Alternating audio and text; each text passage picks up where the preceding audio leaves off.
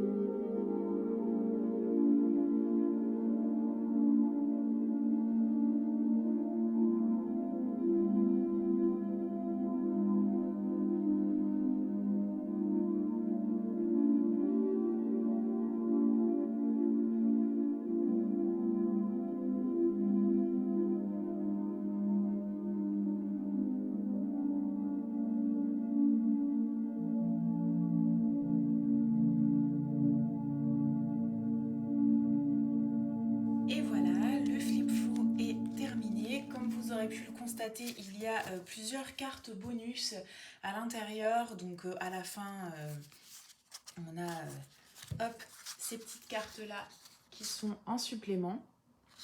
Et on a également une deuxième carte du fou. Donc effectivement, normalement, le fou, soit on l'utilise comme étant la première carte du jeu de tarot, ou bien dans certains systèmes, on considère que la première carte du jeu de tarot, c'est le magicien. Par contre, juste après la carte du monde vient la carte du fou en numéro 22. Donc il y a les deux options dans ce jeu-là. Donc je trouve ça intéressant selon la pratique que vous avez du tarot, ou selon le type de tirage que vous souhaitez effectuer, et bien vous avez les deux options. Donc ça c'est très très cool. C'est extrêmement rare. Je crois que c'est le seul jeu que j'ai comme ça. Donc je trouve ça bien de le souligner. Donc oui, j'espère... comme je le disais en introduction, ce jeu-là, il a vraiment un univers particulier qui lui est propre.